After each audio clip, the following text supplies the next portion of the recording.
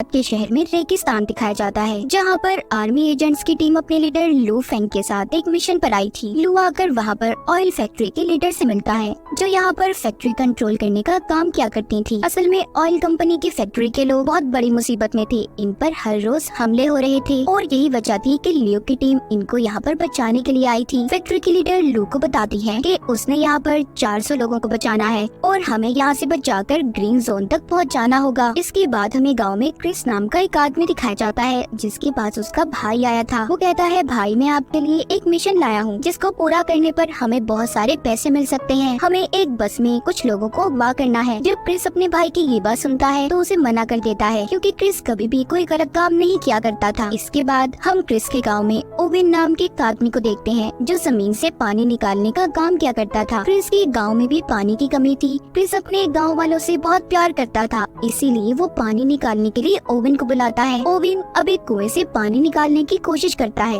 मगर नहीं निकाल पाता। उस वक्त गर्मी भी बहुत थी और क्रिस के गांव के लोग बहुत गरीब भी थे। यहाँ पर ओवेन क्रिस से कहता है, अगर कुछ पैसों का बंदोबस्त हो जाए तो हम यहाँ से आसानी से पानी निकाल सकते हैं। ये सुनकर क्रिस ओवेन से कहता है कि ठीक है, मैं पैसे लेकर आऊंगा। उधर फैक्ट्री के अंदर लू अपनी टीम के साथ मिलकर ये प्लान कर रहा था कि हमें फैक्ट्री के लोगों को बचाकर हाईवे ऑफ डेथ से लेकर जाना होगा, तभी हम ग्रीन जोन तक पहुँच सकते हैं। ये रास्ता शॉर्टकट तो है पर बहुत ज्यादा खतरनाक भी। इसके बाद यहाँ पर फैक्ट्री की लीडर सारे सिस्टम को लॉक करके एक पेन ड्राइव में महफूज करके अपने बैग में रख लेती है, ताकि सब कुछ उस ड्राइव में महफूज हो जाए और किसी को भी कोई खतरा ना हो। फिर वो अपना बैग अपनी एक असिस्टेंट को दे देती है। दरअसल फैक्ट्री की लीडर की असिस्टेंट लू की बेटी होती है। उसकी अपनी डैड यानी कि लू के साथ लड़ाई हुई थी, क्योंकि जब उसकी मॉम की मौत हुई तो लू उनके पास नहीं था। इसी वजह से लू की बेटी अपनी डैड से नाराज थी और नफरत किया करती थी। जिसके बाद सभी लोगों को बस में बिठाकर ग्रीन जोन की तरफ ले जाया जाता है। जल्दी ये हाईवे ऑफ डेथ के पास पहुंच गए थे। वहाँ का मंजर देखकर लियो की बेटी डर गई थी, क्योंकि आज तक कोई वहाँ से जिंदा नहीं गया था। हर तरफ गाड़ियाँ ही गाड़ियाँ थी, जिनका एक्सीडेंट होने की वजह से बहुत बुरा हाल था। लियो अपनी टीम से चारों तरफ नजर रखने का कहता है और फिर अपनी बस को लेकर आगे बढ़ता है, मगर रास्ते में 2 गाड़ियाँ थी,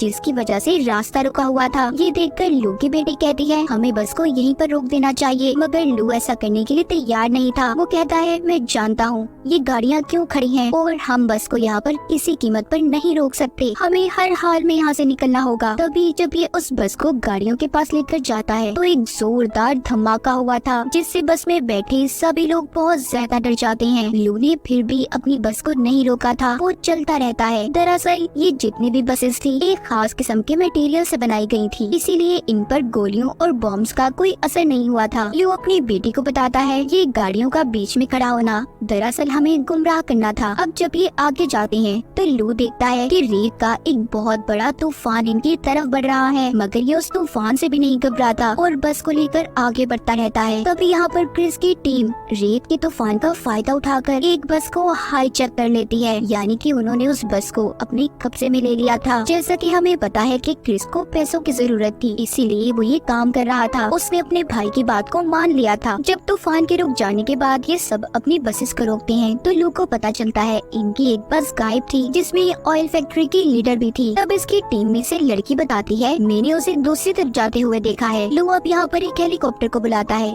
ताकि उस बस को जल्दी से ढूंढा जा सके। इस काम में लू की बेटी भी उसके साथ जाने का कहती है। लू हेलीकॉप्टर में अपनी बेटी को लेकर उस बस को ढूंढने निकल गया था। कुछ दूर जाने के बाद लू हेलीकॉप्टर से एक ट्रक को देखता है। अब इसे समझ आती है कि रेत का असल में कोई तूफान नहीं था, बल्कि दुश्मनों ने इस ट्रक की मदद से नकली तूफान बनाया था, ताकि वो हमारी बस को हाईजैक कर सकें। कुछ देर के बाद लू को अपनी बस नजर आ जाती है। राब्ता करने पर लू की टीम की लड़की उसे बताती है, उस बस में से अमेरिकन ने हमारे 5 लोगों को अगवा किया है, जिनमें ऑयल फैक्ट्री की लीडर भी थी। जिसके बाद लू अपनी टीम से दोबारा राब्ता करता है और बाकी की बसेस को ग्रीन जोन तक पहुंचाने का कहता है। इधर क्रिस भी अपने साथियों के साथ जब गाड़ी में बैठा आगे बढ़ रहा था तो ऊपर से लू अपने हेलीकॉप्टर से इन पर बॉम्ब गिराता है। क्रिस भी अपनी गाड़ी से निकलकर गन लेकर हेलीकॉप्टर पर हमला कर रहा था, जिससे हेलीकॉप्टर उनसे थोड़ा दूर हो जाता है। उसमें आग लग गई थी।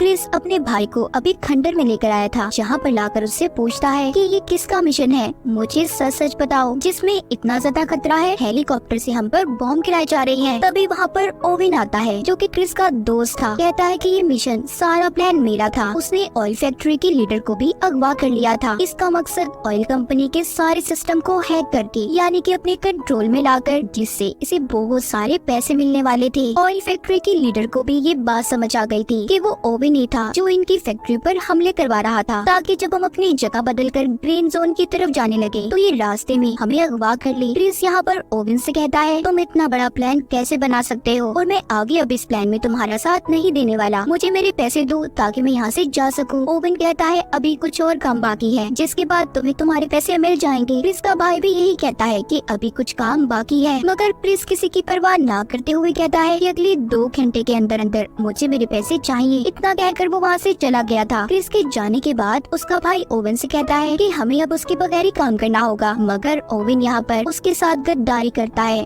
उसने क्रिस के भाई को मार दिया था और फिर यहाँ से सब कुछ जाने का कहता है। उधर क्रिस भी अपने गाँव में पहुँच गया था। उसे अपने भाई पर बहुत गुस्सा आ रहा था क्योंकि उसने सही बात नहीं बताई थी उसे, जिसके बाद वो थोड़ा खुद को सुकून में लाने के लिए बच्चों के साथ बाहर खेलने चला गया था। तभी उधर ल्यू आता है जो कहता है कि मैं यहाँ पर अपने लोगों को बचाने आया हूँ जिनको तुमने अगवा किया है, मैं जानता हूँ मेरे लोग तुम्हारे पास हैं। क्रिस भी जवाब देता है कि मैं भी अपने गांव वालों को बचा रहा हूँ। जैसा कि हमें पता है क्रिस ने ये काम भी पैसों की खातिर सिर्फ अपने गांव वालों के लिए किया था, ताकि ये उनके लिए पानी का इंतजाम कर सके, और ये सारा प्लान ओवेन का था ताकि क्रिस भी उसका साथ दे सके, मगर ओवेन ने इसे धोखा दे दिया। फिर इसके बाद लू वहाँ से चला जाता है। कुछ देर के बाद क्रिस एक खाली फैक्ट्री में आया था जहाँ पर वो अपने भाई की लाश को देखता है। तभी उधर लू भी आ गया था। इन दोनों की यहाँ पर बहुत लड़ाई होती है। कभी क्रिस लू पर भारी पड़ रहा था तो कभी लू, क्योंकि क्रिस को यहाँ पर ऐसा लग रहा था कि उसके भाई को लू ने मारा होगा, मगर जब वहाँ पर कोई चीज क्रिस के भाई पर गिरने वाली थी तब लू उसे बचा लेता है। यहाँ पर उसको पता चल जाता है कि उसके भाई को लू ने नहीं मारा बल्कि इसमें ओवेन का हाथ है। तभी वहाँ पर इन पर गोलियां बरसने लगती हैं। दरअसल यहाँ पर भी ओवेन ने अपने गुंडों को इन्हें मारने के लिए भेजा था, मगर ये उन गोलियों का मुकाबला करते हैं। क्रिस उन पर बॉम्ब गिराता है जिससे बहुत बड़ा धमाका हुआ था। खैर वो गुंडे तो वहाँ से भाग गए थे, मगर इस उसमें क्रिस की गाड़ी भी बर्बाद हो जाती है। ये दोनों समझ गए थे कि इनको एक ही इंसान को पकड़ना है और वो है ओवेन, जो इन दोनों का दुश्मन था। क्रिस कहता है कि मैं जानता हूँ इस वक्त ओवेन कहाँ पर होगा। उधर दूसरी तरफ ओवेन फैक्ट्री के लीडर और उसके कुछ लोगों को अपने साथ फैक्ट्री में ले आया था, जहाँ पर वो सिस्टम को खोलने की कोशिश करता है, मगर उस पर एक कोड लगा हुआ था। ओवेन फैक्ट्री के लीडर से जब कोड के बारे में पूछता है तो वो नहीं बताती। तभी वो उसके 2 लोगों को मार देता है, जिसे देखकर फैक्ट्री की लीडर डर गई थी। अब वो उसके बेटे को मारने की धमकी देता है। तो ये सुनकर फौरन फैक्ट्री की लीडर उसे बताती है कि ये कोड एक पेन ड्राइव में है जो मैंने अपने बैग में रखी थी, पर मैं ये नहीं जानती कि वो कहाँ पर है। मुझे बस इतना याद है कि वो बैग मैंने अपने असिस्टेंट को पकड़ाया था। तभी यहाँ पर फैक्ट्री के लीडर का बेटा अपनी मॉम के फोन पर कॉल करने का कहता है, जिससे उनके फोन की लोकेशन के बारे में पता चल जाएगा कि फोन और बैग कहाँ पर है। असल में वो बैग ल्यू की बेटी के पास था जो इस वक्त क्रिस के गाँव में थी। उधर ही गाँव में लोगों बाकी के लोगों के ग्रीन जोन में पहुंचने की खबर मिल जाती है। यहाँ पर उसकी बेटी उससे पूछती है कि आप क्रिस पर कैसे भरोसा कर सकते हैं। लू बताता है कि वो एक अच्छा इंसान है, लोगों की भलाई सोचता है, हम उस पर यकीन कर सकते हैं। तभी क्रिस को लू की डायरी मिलती है जिसे उठाकर वो उसके पास लेकर आया था। उसे कहता है कि क्या तुम इस लड़की को पसंद करते हो, तुम कितने खुशकिस्मत हो ना कि तुम्हें ऐसी लड़की मिली, तुम हर वक्त उसकी तस्वीर को अपनी डायरी में रखते हो। लू यहाँ पर बताता है तुम गलत सोच रहे हो, दरअसल वो मेरी बेटी है। इस बात पर क्रिस उससे माफी मांगता है। लू बताता है दरअसल जब मेरी वाइफ की मौत हुई तो मैं अपनी बेटी के पास नहीं था, जिस वजह से वो मुझसे आज तक नाराज है। वो कहता है और इस मिशन पर भी मैं इसीलिए आया था कि मैं अपनी बेटी को बचा सकूं, जो यहाँ ऑयल फैक्ट्री में काम करती है। क्रिस कहता है फिक्र नहीं करो, सब ठीक हो जाएगा, हम सबको बचा लेंगे, हम मिलकर मुकाबला करेंगे। तभी उन्हें कुछ गुंडों की आवाजें सुनाई देती हैं। वो जाकर उन गुंडों का मुकाबला करते हैं। यहाँ पर उन्हें पता चलता है कि उन्हें तो यहाँ पर ओवेन ने भेजा है, जो यहाँ पर फैक्ट्री के लीडर का बैग लेने आए हैं जो लू की बेटी के पास था। उनके पास काफी सारे हथियार थे। उन्होंने सभी गांव वालों को बंदी बना लिया था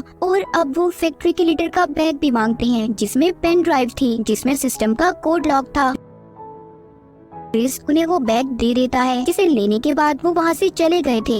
ऐसा करने पर लू और उसकी बेटी उससे बहुत नाराज थे। तब क्रिस कहता है कि मैं पूरे गाँव वालों की जान को ऐसे खतरे में नहीं डाल सकता था। जब सुबह होती है तो क्रिस लू की बेटी से पूछता है कि आखिर उस बैग में क्या था जिसको देने पर तुम तैयार नहीं थी। वो बताती है उस बैग में एक पेन ड्राइव थी जिससे ऑयल फैक्ट्री की सारी सिस्टम को हैक कर सकते हैं और पूरे बगदाद शहर की ऑयल को कहीं पर भी ट्रांसफर यानी कि भेजा जा सकता है। इस सिस्टम से ऑयल स्मगलिंग भी होती है जिसके बाद किसी भी मुल्क या शहर को वो ऑयल बेच सकते हैं और अगर ऐसा हो गया तो ये अब तक ऑयल की सबसे बड़ी चोरी होगी। दूसरी तरफ हम जर्मनी के शिप को देखते हैं जिसका कैप्टन ओवेन से फोन पर बात कर रहा था। इधर गाँव से भी क्रिस और लू निकल गए थे मगर लू की बेटी को ये लग रहा था कि वो दोनों मिलकर भी सब कुछ नहीं रोक पाएंगे, इसलिए वो भी गाड़ी लेकर उनके पीछे निकल जाती है। ओवेन के पास भी उसके गुंडे बैग को लेकर पहुंच गए थे। वो फैक्ट्री के लीडर को अब बैग देकर पेन ड्राइव से लॉक खोलने का कहता है। वो जैसे ही पेन ड्राइव को सिस्टम में लगाती है सारा सिस्टम ऑन हो गया था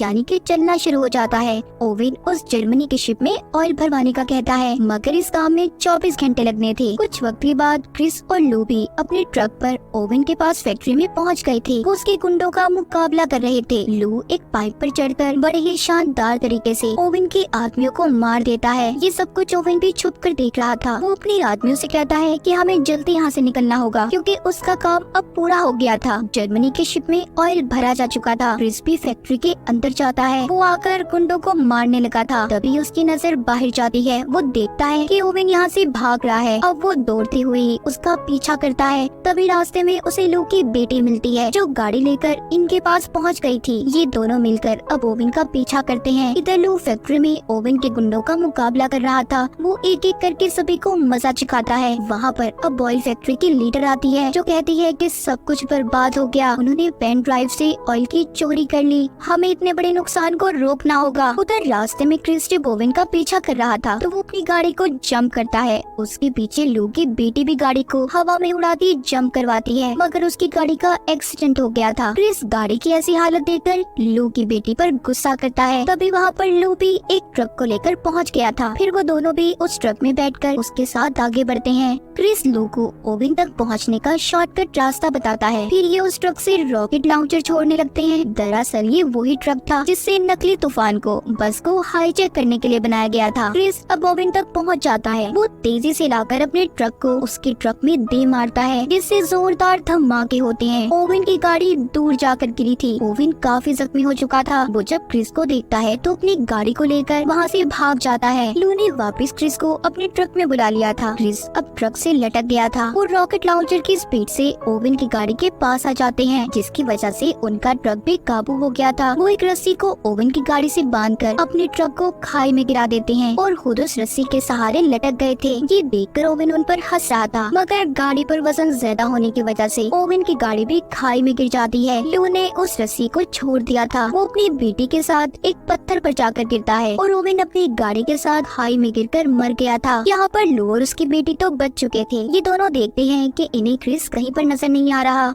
ये समझते हैं कि क्रिस मर गया। तभी लू की बेटी की नजर उसकी डायरी पर पड़ती है। जब वो देखती है तो उसमें उसकी और उसकी मॉम की तस्वीर थी। लू बताता है कि मैं तुमसे और तुम्हारी मॉम से बहुत प्यार करता था। मैं कभी तुम्हें अलग करना नहीं चाहता था। ये सुनकर लू की बेटी उसके गले लग गई थी। तभी लू के पाँव को नीचे से क्रिस पकड़ लेता है जो अभी भी जिंदा था। ये दोनों उसे ऊपर खींच लेते हैं। तीनों तो बच गए थे मगर अब ये सोचते हैं कि यहाँ से कैसे निकलेंगे। तब लू के दिमाग में एक आइडिया आता है। वो कहता है कि हमें यहाँ पर बहुत जोर से शोर मचाना चाहिए ताकि कोई इनकी मदद कर सके। कुछ वक्त के बाद दिखाया जाता है इन्होंने जर्मन के उस शिप को भी पकड़ लिया था जिसको ओवेन ने ऑयल बेचा था। क्रिस के गाँव में भी पानी आना शुरू हो जाता है। ये काम क्रिस और लू ने मिलकर किया था। सब गाँव वाले बहुत खुश थे। फिर लू की टीम उसके पास आकर अगले मिशन के बारे में पूछती है। तब क्रिस भी उससे ये वादा करता है कि हर मिशन में वो उसका साथ देगा। और इसी के साथ इस फिल्म की कहानी यहीं पर खत्म हो जाती है।